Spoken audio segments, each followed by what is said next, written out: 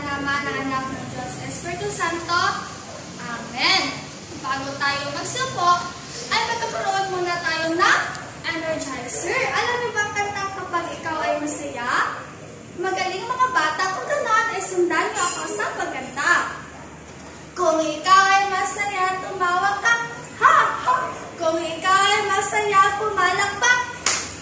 Kung ikaw ay masaya, pumadyak. Kung ikaw ay masaya, buhay-buhay sisikla. Kung ikaw ay masaya, tumawag ka. Magaling mga bata.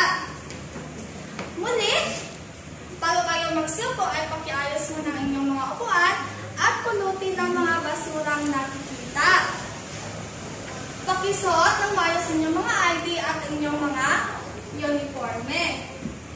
Magaling kung ganun bari na kayong magsiupo. Muli, magandang araw sa inyong lahat. Ako nga pala si Binibining Bistiaga sa Puroy at maaari niyo akong tawagin Teacher Daisy. Ngayon, para malaman kung sinang lumipat sa ating klase, sagutin lamang ang narito po kapag inyong pangalan ay nabanggit. Maris, Karina, magaling dahil walang lumipat sa ating klase ngayon. Ngayon, para mapanatili ang kalisan sa loob ng ating paaralan, meron tayo ditong mga alitutunin na dapat niyong tandaan.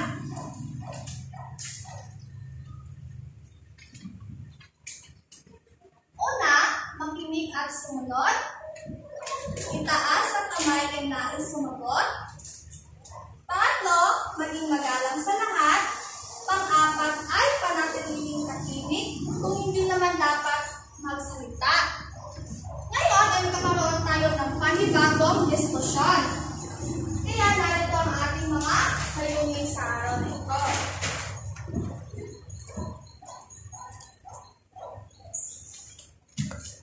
Pakibasa mga bata, pakibasa ito ng malakas. Maraming salamat. Kahapon ay tinalakay natin ang tungkol sa pangatnig. Meron ako ditong inihandang aktibidad nang sa ganon malaman ko kung talagang kayo ba ay nakinig kahapon. Sandali lamang mga bata.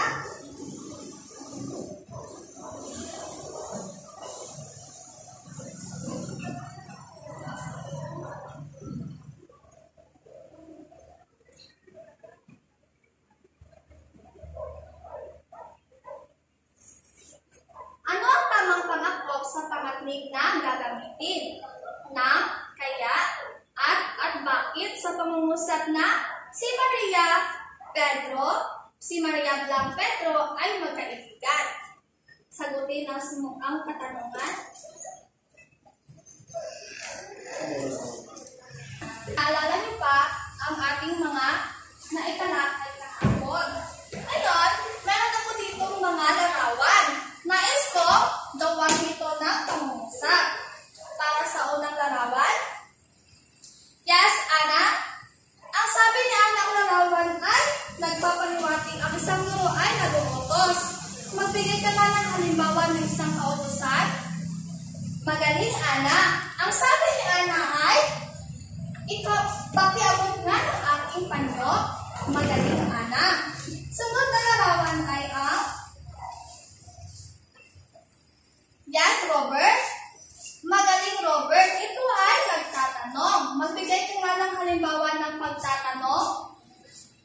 Magaling, Robert. Ang sabi ni Robert, ang halimbawa ng pagtatanong ay, ano ang iyong pangalan?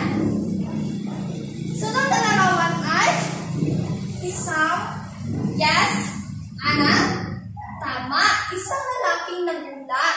Magbigay ka nga ng halimbawa ng naggulat. Magaling, Ana. Sabi niya na, nako, ang lalaki ay muntik na mahulog. At ang panghuling larawan ay nag-uusap. Magaling mga bata. Ito ay nag-uusap. Magbigay ka nga ng halimbawa ng pag-uusap. Yes, magaling. Halimbawa ay nagtatanong ka ng pangalan o direksyon. Magaling mga bata. Ngayon, ano yung na-obserbahan sa mga pangungusap na inyong ginawa? Yes, Robert. Magaling, Robert. Ang sabi ni Robert ay Ito ay nagtatapos ng iba't ibang batas at tono. Magaling, Robert. Bakit nga ba mahalagang mayroong tono kapag tayo ay nakikipag-usap o nakikipag-komunikasyon? Magaling, Ana. Ang sabi ni Ana ay, dito natin natutukoy ang ekspresyon o damdamin ng isang tao. Bakit nga ba mahalaga na mayroong ekspresyon o damdamin ng isang tao?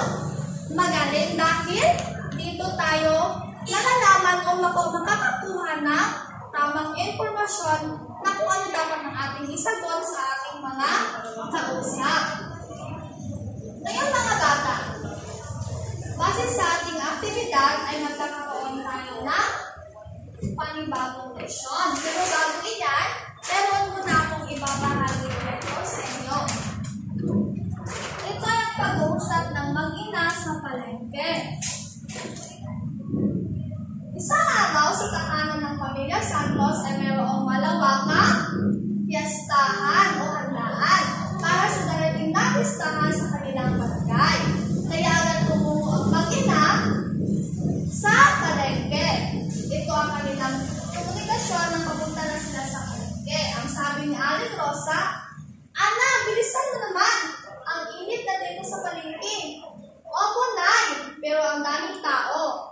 Sabi ni Aling Rosa, "Alam mo ba kung saan ang tindahan ni Aling Celia? Mura daw ang mga ricados doon, di ba?" "Opo, Nay, doon po sa may kanto." Ang sabi naman ni Aling Rosa, "Tama, sige bilisan mo at bibili pa tayo ng gulay." Ang sagot naman ni Aling Rosa ay na Ana ay, "Nay, pwede ba mo bang bumili muna tayo ng siopaw? Gutom na po kasi ako." Sagot naman ni Aling Rosa, "Aba, oo naman. Sige po, Nay. Maraming salamat." Base sa ating kwentong binasa, kapag sinabi ni Aling Rosa na, "Ana, bilisan ko naman. Anong kanyang isinaan doon o ang kanyang tono sa kanyang pakikipag-usap ni Ana?" Magaling, Ana. Siya saan ng matinding ekspresyon kung saan siya ay nagagalit. Magaling, Ana. Sa pangungusap o dialogo, meron dito mga iba't ibang damdamin at mga katanungan. Halimbawa sa mga katanungan ay, nasaan ba dito ang tindahan ni Aling Celia? Bakit na ba kailangan natin magtanong? Magaling, Robert, dahil tayo, kapag tayo ay nagtatanong, tayo ay humihingi ng ekspresyon. Maaari ko naman itong alisin mga bata. Maraming salamat. Sa ating kwentong binasa tayo ay ang mga dialogo sa iba't ibang sitwasyon. At ang tatalakayin natin ay tungkol sa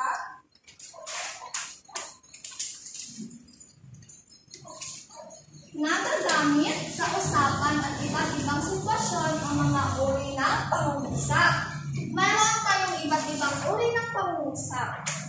Una ay ang pasalaysay. Kapag sinabing pasalaysay, ito ay mga pangungusap na nagsasalaysay o magsasabing na isang estado na nagtatapos sa tuldok. Halimbawa, si Aling Rosa at Ana ay pupunta sa palengke. Magbigay ka nga ng halimbawa ng pangungusap, Robert, na pasalaysay. Magaling. Ako ay si Robert. Sunod na uri ng pangungusap ay ang pautos. Kapag sinabing pautos, ito ay ang pangungusap na nagsasabi ng direksyon ng mga dapat gawin. Halimbawa, pakiabot nga ng siopaw at ako ay kakain rin. Magbigay ka nga ng halimbawa ng pautos. Magaling, Ana. Ang sabi ni Ana ay, pakiayos nga ng kurtina sa may bintana. Maaari ko ba itong alisin, mga bata? Maraming salamat. At ang pangatlong uri ng pangungusap ay ang patanong.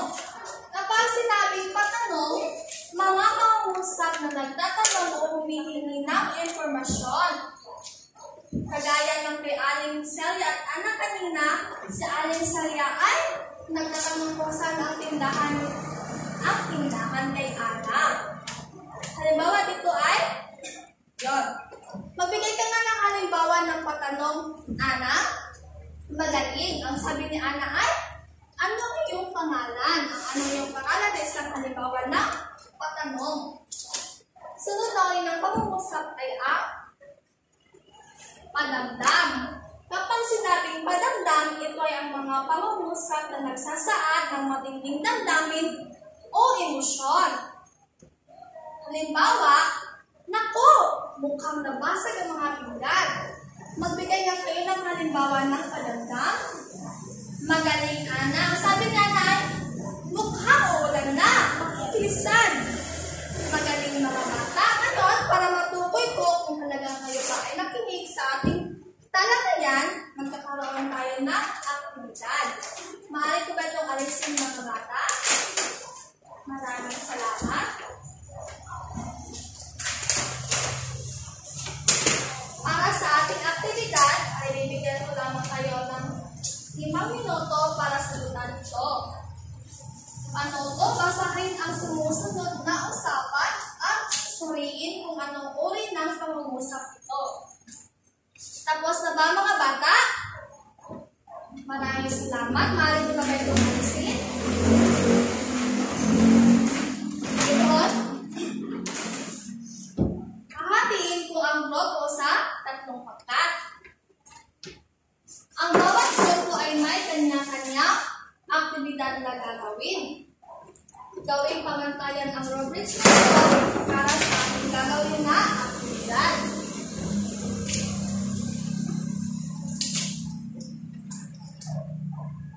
Para sa unang pagkat, kayo ay magkakaroon ng role-playing.